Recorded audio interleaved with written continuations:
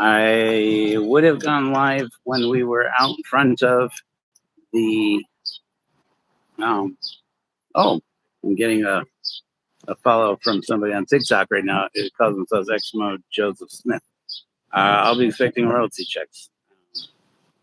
So I just did a live. I was going to do a live in front of the church office building.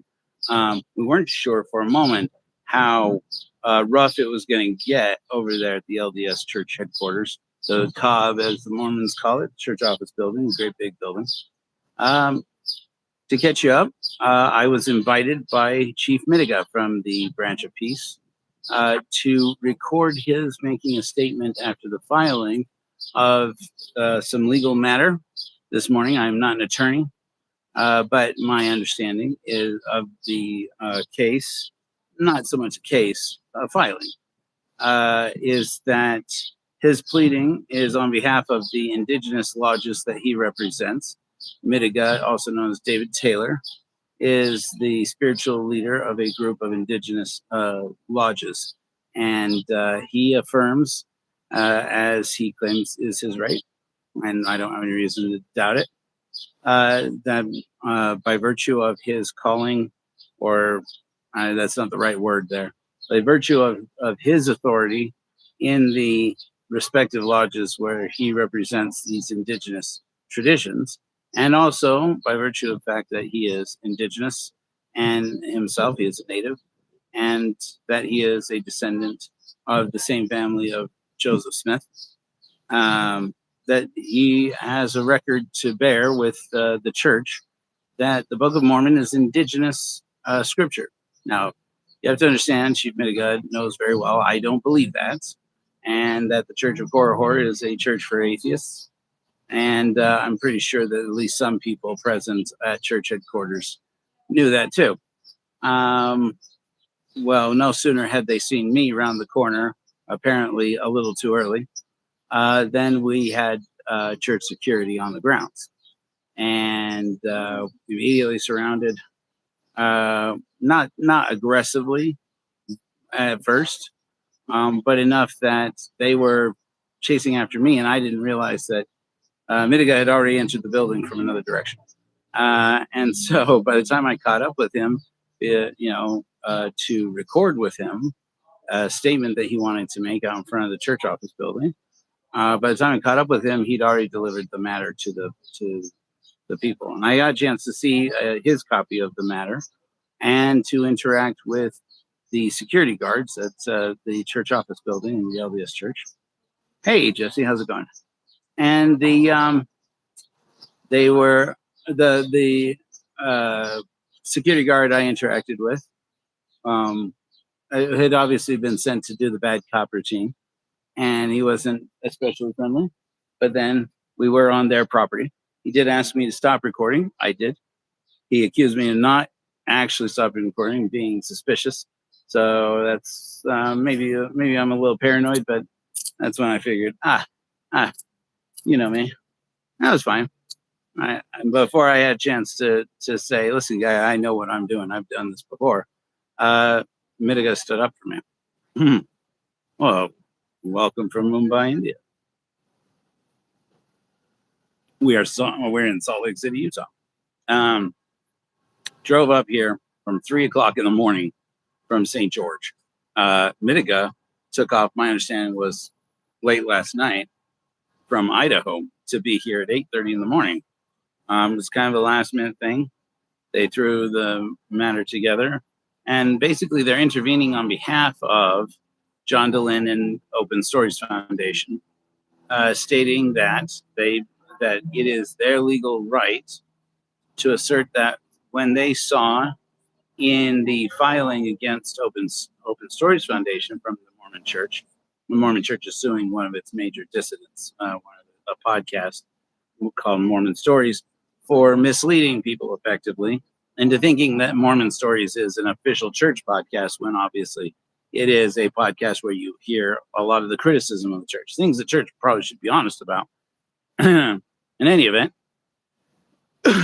it's likely to be a while that John Dehlin and Mormon Stories and their parent organization, Open Stories Foundation, are going to be in litigation with the Mormon Church. Who knows? Who can say with these things, right? But almost certainly it's going to be a while. Well, it's the position of David or Midegah and his people. I'm getting a message from him. And his people that David, if you're there, just hop in here, buddy. Is that their position is that they are not, is that the church can't legally own Mormon or the Book of Mormon. Now, of course, the pushback from legal experts has always been recently that the church is not suing on the basis of Mormon stories using the word Mormon. The word Mormon, in as much as you normally think of a trademarkable word, is not trademarkable, as I understand it, and I am not an attorney, because so many traditions use it, and there's not just one Mormon church. There's lots. There's quite a handful of them, actually. And frankly, the Brighamite Church here in Salt Lake City, though it's the one everybody knows, is really no more authentic in its claims than these other ones. In fact, there's a very plausible argument to be made, at least on behalf of the Strangites and the Community of Christ, that their claim is more legitimate. And so, whatever. But the Mormon Church has maintained that the Book of Mormon belongs to them. It's in public domain now. Now, that's legal in terms of United States law, federal law. And that's as I understand it. But Midegah claims that because it is an ancient indigenous tradition, the government cannot enforce, the courts can't enforce any restriction one way or another on somebody else claiming that, well, because they're using the word Mormon, which even the Mormon Church says they don't want people to use to refer to the church, as I just did, or to members of the church. Where other members of the branch of other branches of the Restoration are perfectly happy to use, perfectly happy to take up that mantle. Well, Midegah says that because it is a name of an indigenous grandfather, that they are that it follows the rules and traditions of the indigenous people. Which is that if you have a claim to use the word, you can use it, and that's no central authority like the church can have that supremacy, as he calls it, unless they can produce the proof, he says, in Joseph Smith's handwriting, that section 132, and sundry other theological ideologies of towards the end of Joseph Smith's life, in Joseph Smith's handwriting, validates the LDS church and their theology as true. Not all of that is in the filing, as I recall. We did just give you a brief rundown before I try to find a place where I can go and upload this for later tonight.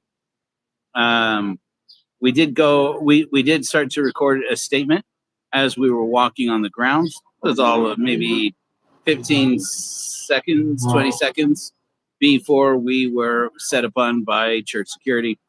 And a young man, well, it was obviously this is his job, you know. He was quite rude to us, but I mean, it was his job to be rude to us. So came and informed me that I was to stop recording, so I did. And then he started to accuse every member of our party, including bystanders, who were just members of Midegah's family, sweet people, very nice people, and started to accuse us of being sneaky and suspicious. And before I had a chance to sneak in to get a word in edgewise with little Mr. Church Security, David was on it, and no sooner did he pull the young man aside to have a talk with him, for this young man starts shouting at him and saying, I don't want to hear any of that. It's not my job to listen to that, which, you know, I think technically is true. And he said, what I need to tell you is that I'm going to go ahead and ask you to remove yourselves from the property. So, and we were in Temple Square at the time. And so it was within their rights to do that. And so we left. We went across the street to where the church library is. And there we set up, and I recorded the rest of the statement that Midegah had prepared. It was, it was very much his statement, and he was civil the whole time. He was very civil. I'm not sure how effective it is going to be, but in a real way, it seemed to me from Midegah's feeling about the situation walking away was that it was already a success. In effect, and there was a taco truck on the way back, so I've been so thirsty for like hours now because but medicine and driving, and I have not slept a week in 48 hours. So, but I couldn't let the moment pass because I knew there were some people who were expecting that we would go live. I was going to go live. I was a little concerned that we would get into some kind of trouble if it turned out that either they had called the police or that they had. Everybody hear me okay? I have two microphones technically I'm wearing right now because I'm wearing Midegah's in mine. Well, I mean, they're both mine. I had one microphone on Midegah. I had one on me so I could ask him questions. Then we started walking down. We recorded that statement. I got to know his family a little bit. Very sweet people again. Very nice. And then we started walking. How much of this do I want to say? He invited me to come and sit with him in a nearby studio of a YouTube channel that we've talked about. I asked him, "Are you sure that's kosher? Because we can stop, and I can just go from here." And he's like, "No, come with me." And I was like, "Okay, well, who's going to be there?" And I'm like, "It's not because I don't want to run into somebody. It's just that I know that there are some people that might not be comfortable if I were there." And he's like, "No, you should come with me." I said, "Well, at least I'll at least walk with you so we can get a little more conversation in." Now, some of you know that Midegah, I've been pretty critical of his claims, and he's been very gracious about that, surprisingly gracious, considering that Midegah tends sometimes to suddenly call people out and aggressively when he feels threatened. Well, I've tried all this time to make it very clear that I'm not trying to threaten him or anybody else. I don't believe that the Book of Mormon is true. I don't believe that it's a true record. But from what I can tell, now having met more people from Midegah's family, at least his family, both his chosen family, and his family relations are what we traditionally call personal family relations, are very much believers in his role and very much believers in the Book of Mormon. So it's really not my place to tell indigenous people what is or is not their indigenous tradition. That's not my place. That's the thing I learned from my conversation with Anton Troyer was, he says, if my lodge points the branches, laid out in the morning facing east because that's where the sun rises, and yours says that's wrong and faces the branches towards the west at sunset, he says that's your business and that's our business, and there's no right or wrong way. And he's like, and so people in the indigenous community, he said, among indigenous peoples, indigenous means of the land. And so if the tradition is that tradition that is associated with the land and it is recognized by the people of that land, then it is the way. That is the way. And nobody has a right to tell them the way.